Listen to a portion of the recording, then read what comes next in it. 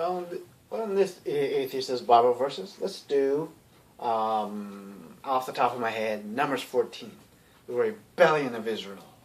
First, we'll read the verses. You can go to KingJamesBibleOnline.org if you want to make sure I'm telling you the truth, these verses. Okay, here we go.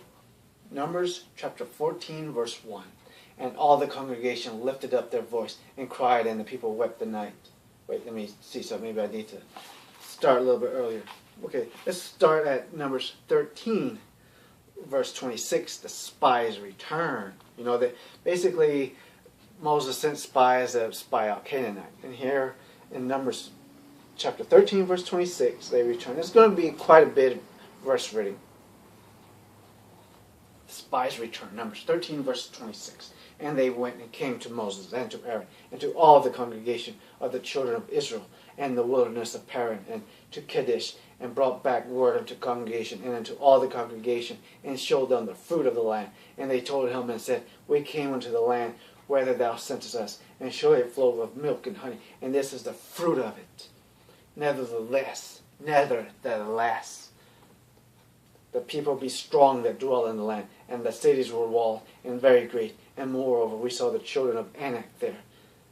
Anak, basically the giants. The Amalekites dwell in the land of the south, and the Hittites, and the Jebusites, and the Amorites dwell in the mountains, and the Canaanites dwell by the sea, and by the coast of Jordan.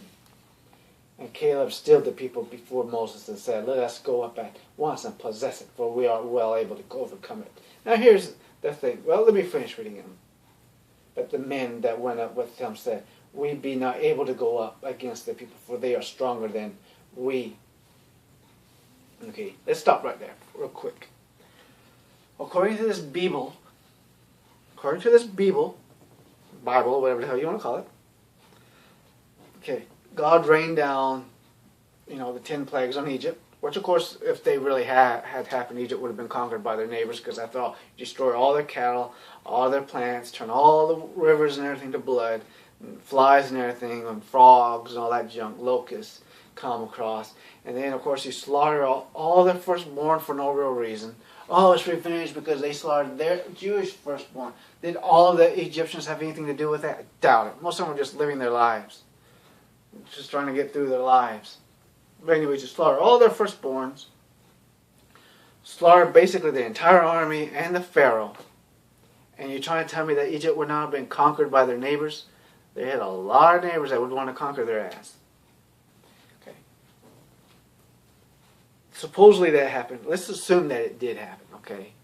They saw that. They saw Egypt basically being wiped off the face of the earth. They saw the river, or Nile River, or Reed River, whatever the hell, depart in front of them. And even the foot on dry ground. They step on dry ground. They go across dry ground. And then they see the 10 Commandments, and they see God punish them for dancing and having fun, and and then the snake and all this stuff. Somehow we're supposed to believe, after seeing all the miracles of this God, seeing the pillars of fire at night to guide them, and all this stuff, the smoke and all this stuff, all these miracles, the manna from heaven and all this stuff. We're supposed to believe, all of a sudden, these people would not believe that their God could take this land for them. Think about that. This is what they're telling us. How many people would be disbelieving if they saw this amount of evidence that these people saw? I mean, seriously. And this God, supposedly also, there were people that got in their way and tried to stop them before this event, and they slaughtered them. Yeah. That's so believable that they all of a sudden are going to say, we can't do it, we can't do it, we can't do this. But anyways, let's go ahead and continue. Verse 32, Numbers 13, verse 32, And they brought up an evil report of the land which they had searched unto the children of Israel, saying, The land through which we have gone to search it is a land that eateth up the inhabitants thereof, and all the people that we saw in it are men of great stature. And there we saw the giants, the sons of Anak. Now the thing is, though, they're lying, they're making up the fact that they saw giants. So when a lot of people say, in the Bible there's a city of giants, it never really says that. Which come of the giants, and we were in our own sight as grasshoppers, and so we were in their sight. Then, of course, here we go, chapter 14, the rebellion of Israel. And it's important to read these verses I just read before we start this. And all the congregation lifted up their voice and cried, and the people wept that night. And all the children of Israel murmured against Moses and against Aaron. And the whole congregation said unto them, Would God that we had died in the land of Egypt, or would God we have died in this wilderness? Yeah, sure. Wherefore hath the Lord brought us into this land, to fall by the sword, that our wives and our children should be a prey. Okay, these people, these Hebrews, ancient Hebrews, slaughtered thousands of people, and their children and women, wives became prey. Basically, they enslaved them, raped them, and all this stuff. They're all rape is okay in the Bible.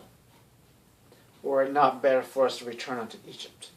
And they said one to another, Let us make a captain, and let us return into Egypt. I don't think they're going to be that willing to return to Egypt, because you think the Egyptians are going to take them back? Doubt it. The Egyptians probably would kill every last one of them. Then Moses and Aaron fell on their faces before all the assembly of the congregation of the children of Israel, and Joshua the son of Nun, and Caleb the son of Jephunneh, which were of them that searched the land, rent their clothes, and they spake unto all the congregation of the children of Israel, saying, The land which we passed through to search it is an exceeding good land, and if the Lord delighted in us, then he will bring us into this land and give it us, a land which floweth with milk and honey. We just did that. And of course, again, the Bible Reloaded, and you got the Bible Reloaded and all these others. Go check them out. 9. And only rebel not ye against the Lord, neither fear ye the people of the land, for they are bread for us. Their defense is departed from them, and the Lord is with us. Fear them not. But all the congregation obeyed stone them with stones, and the glory of the Lord appeared in the tabernacle of the congregation before all the children of Israel. Now, okay, the Lord appears in front of them. Okay, I want to ask you this. Those of you who don't know this, is this Lord going to give them a great speech, motivational speech that's going to get them all fired up? Yeah, let's go, let's take that land. We're going, our God's on our side, we're going. Is their God going to be so loving and benevolent that he's going to give them this fiery speech to just motivate the hell out of them? Is that what you think this God's going to do? Is that what you think he's going to do? Let's find out. But all the congregation, and the Lord said unto Moses, How long will this people provoke me? And how long will it be ere they believe me? For all the signs which I have showed among them, I will smite them with the pestilence, and disinherit them, and will make of thee a greater nation, and mightier than they. And Moses said unto the Lord, Then the Egyptians shall hear it, for thou broughtest up this people in thy might from among them. Of course, you notice that Moses changes God's mind. This is what these verses are saying. Now, there are Christians that try to say, well, God already knew that Moses was going to speak up for him, and he was just talking. Basically talking out of his ass.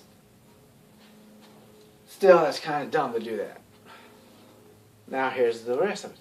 And they will tell it to the inhabitants of this land, for they have heard that thou art among his people, that thou art seen face to face, that thy cloud standeth over them, and that thou goest before them by daytime in a pillar of a cloud and a pillar of fire by night. Now when it says a pillar of cloud and a pillar of fire, people say that was probably a volcano. I don't know. I doubt it. This just didn't happen. Now if thou shalt kill all this people as one man, then the nations which have heard the fame of thee will speak, saying, Because the Lord was not able to bring this people into the land which he sware unto them, therefore he hath slain them in the wilderness.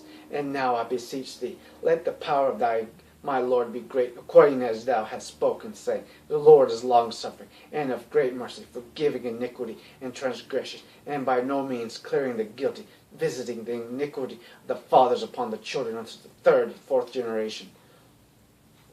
Pardon, I beseech thee, the iniquity of this people, according unto the greatness of thy mercy, and as thou hast forgiven his people from Egypt even until now. And the Lord said, I have pardoned according to thy word.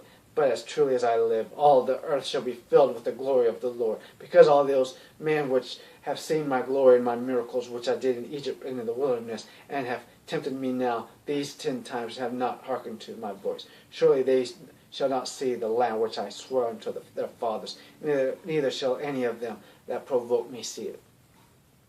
But my servant Caleb, because he had another spirit with him, and hath followed me fully, will I bring into the land whereinto he went, and his seed shall possess it.